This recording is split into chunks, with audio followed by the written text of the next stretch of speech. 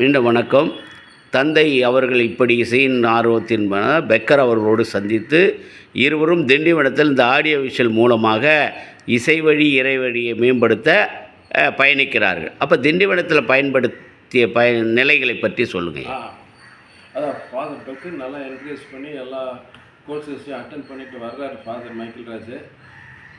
Institute of Catholic of Paris, அங்கே வந்து Catholic ரிலிஜனை எப்படி ப்ரொபகேட் பண்ணுறது த்ரூ தி ஆடியோ விஷுவல்ஸ் அதை கற்றுக்கிறாரு.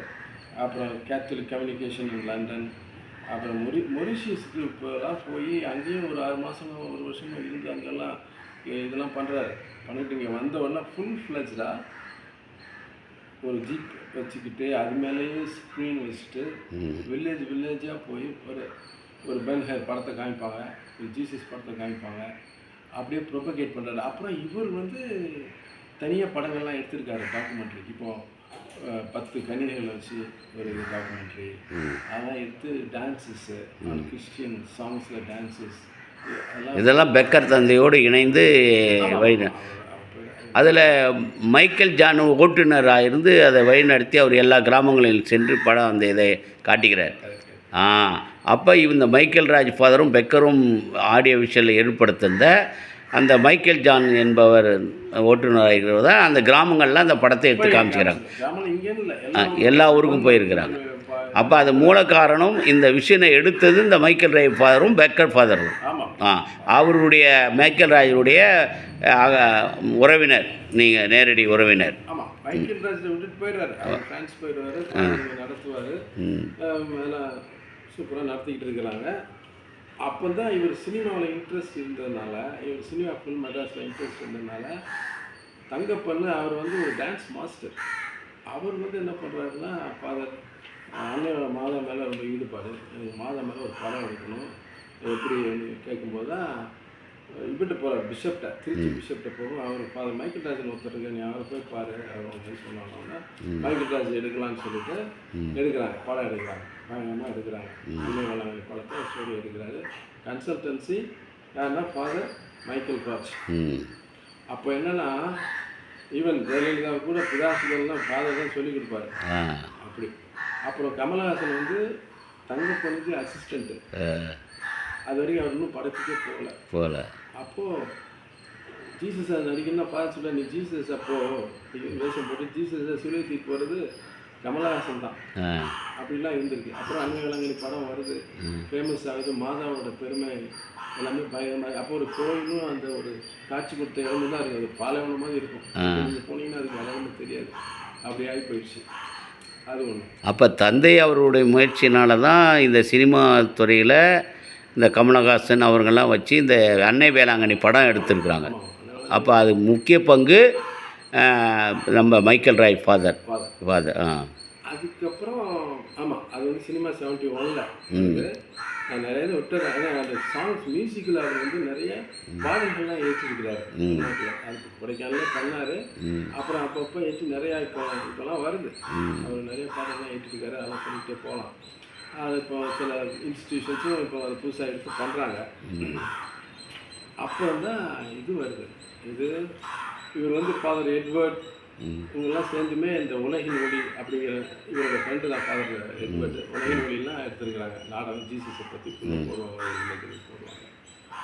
ஃபாதர் நெக்ஸ்ட்டு ஒரு ஐடியா வருது, அதாவது யாருமே பண்ணாதது ஆடியோ விஷுவல் இதில் பண்ணதுனால சவுண்ட் அண்ட் லைட் ஸ்பெக்டக்கிள் அப்படின்ட்டு வந்து ஃபுல்லாக மேடைகள் இருக்கிற ஒரு மேடை பதில் ஒரு பில்டிங்கே மேடை எடுத்துடுறது, எடுத்துட்டு ஆதாமியாவிலேருந்து கதை சொல்கிறது. இது வந்து 1972 பெரிய விஷயமா அவங்க பீச் ஸ்கூலில் பானை மாதிரி இருக்கும் பில்டிங் வரிசையாக மாடி.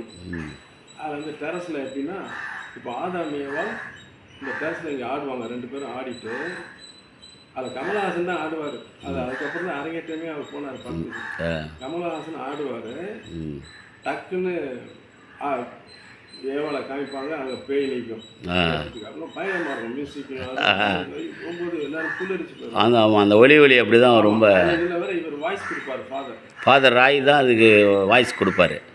மைக்கேல் ராஜ் வாய்ஸ், அவர் இங்கிலீஷ் வாய்ஸ் கணிக்கிட்டு இருக்கும், அப்படி கேட்குறதுக்கு ஒரு மாதிரி இருக்கும். உணர்ச்சி போயிடுவாங்க. அப்போ நம்மளுடைய தந்தை பெக்கருக்கு கண்டுபிடிச்ச பெரிய கொடை வந்து மைக்கேல் ராஜ் ஃபாதர். பெரிய விஷயம். அப்புறம் என்னென்னா அவருக்கு கொஞ்சம் இது ஆஸ்மா இருந்துச்சு. அப்புறம் இன்சுலின் போடுவார். நான் பார்த்துருக்கேன், தொடையில் இன்சுலின் போடுவாங்க பார்த்துருக்கேன். அது அப்புறம் ரொம்ப என்னென்னா அவரோட சர்வீசஸ் வந்து ஒரு பயம். இந்த மியூசிக்கு, சினிமா எல்லாத்துலேயும் ரொம்ப இதாக பண்ணணும் அப்படின்ட்டு. அவருடைய தொகுப்பு பதிவுகள், ஃபோட்டோஸு, ஆல்பம் அது ஏதாவது உங்கள்கிட்ட இருக்குங்களா? இருக்குன்னா எல்லாம் பிரிஞ்சு அவங்க மாமா டைம் அவருக்கு தம்பி ஒருத்தர் அவர்கிட்ட இருந்துச்சு. வெளியே வச்சிருக்கிறாங்க கொஞ்சம் ஃபோட்டோஸு. அப்போ தான் அந்த இது நடத்துகிறாங்க, அதாவது 100வது இதெல்லாம் நடத்தணும்னு சொல்லி ஒரு 5 வருஷம் கழிச்சு நடத்துகிறாங்கன்னு வச்சுக்கோங்க. ஃபாதர் மைக்கேல் ராஜ் திண்டிவனம் மியூசிக்கு, அன்னை வேளாங்கண்ணி சினிமா இப்போ எடுத்து அவருக்கு அவர் ஒரு பெரிய என்ன சொல்கிறது டேலண்டட் மேன், ஜீனியஸ். ஒரு ஜீனியஸ். அவர்கிட்ட இன்றைக்கி எல்லாரும் நிற்க முடியாது அப்படி. ஆனால் சிம்பிள் ஹம்பிள் மேன். காஷ்மீர் அவரை பற்றி வாழ்க்கை வரலாறு எழுதிக்கார் ஃபாதர் காஷ்மீர் பற்றி எழுதியிருக்கார். என்ன ஆச்சுன்னா 100வது வருஷம் கொண்டாடினாங்க. அப்போ ப்ரொவின்ஸில் ஒருத்தர் இருந்தார். அதாவது எல்லோரும் சேர்ந்து கொண்டாடணும் அப்படின்னா அங்கே ஒரு ப்ரொவின்ஸுக்கு ஒரு சின்ன பிரிவினை வந்துருச்சு. அப்போ அந்த 100வது விழா கொண்டாடுறதுக்கும் இவர் ப்ரொவின்ஷியல் வந்து திண்டுக்கல் இருக்கிறாரு. அதனால் அவங்களே வச்சு நடத்தணுன்ட்டு என்ன இப்போ வந்து இவர் சேசு சபை குருவாக இருந்தாலும் இந்த எம்இபி ஃபாதர்களோடு எப்படி இணைஞ்சி இந்த ஆடியோ விஷயம் பண்ணாங்க. இவருடைய டேலண்ட்டை எம்ஏ ராஜ் ஃபாதருடைய அனுபவங்களையும் அந்த பயிற்சியும் கொண்டு தான் எம்இபி ஃபாதர்கள் இவரை தொடர்பு கொண்டு 2 பேரும் சேர்ந்து நடத்தியிருக்கிறாங்க. ஓ என்னன்னா 100 இப்போ நீங்கள் ஒரு விழா சொல்கிறீங்களா, 137வது விழா. ஆமாம், எவ்வளோ கிராண்டாக நடத்துகிறீங்க. பிஷப் வைக்கிறீங்க, புக்கு போடுறீங்க, இது கிஃப்ட் கொடுக்குறது, டீச்சர்ஸ் அவார்டு கொடுக்குறோம், டப்பி கொடுக்குறீங்க. அடுத்து ஒரு இது பண்ண போகிறீங்க. இதெல்லாம் பார்க்கும்போது எனக்கு வந்து இந்த 100வது வருஷம் நடத்தினாங்க. அது ரொம்ப கஷ்டமாக இருக்குது. இப்போ அடுத்த நிகழ்ச்சியாக வந்து இப்போ ஆடியோ விஷன் வந்து இப்போ இந்த விழாவில் கொண்டாடும் போது இது அப்படியே இருக்கணுன்றது இந்த விருதுகள் கொடுத்தோ, அடுத்தது இசை வழியில் மேன்மைப்படுத்துவதற்கும் அதுபோல் ஒரு முன்னெடுப்புகளை செய்வதற்காகத்தான் இந்த இது பண்ணுறோம். அடுத்து கூகுள் மீட் ஒன்று மாதம் டஃபி ஃபெராவில் ஒரு கூகுள் மீட் நடத்துகிறோம். இப்போ தமிழக அரசுக்கு வந்து கோரிக்கை அதுதான் கையெழுத்து இழக்கும். அவர் டஃபி அவர்கள் வந்து வட தமிழகத்தினுடைய கல்வியாளர், புரட்சியாளர் இருந்தமைக்காக தமிழக அரசு முதல்வருக்கு ஒரு கோரிக்கை மனு தயாரிக்கிறோம். அன்றைய நாளில் தயாரித்து அவரை சந்தித்து அவருக்காக மணிமண்டபம் திண்டிவனத்தில் கட்டுறதுக்கும் அவர் பேரில் ஸ்டாம்பு வெளியிடவும் அன்றைய நாளில் துவக்க விழாவும் நாங்கள் இந்த பதிவு பண்ணுறோம். தாங்கள் அந்த வருகை புரிந்து உங்களை மேலான கருத்துக்களையும் இதை பகிருமாறு கேட்டுக்கிறோம்.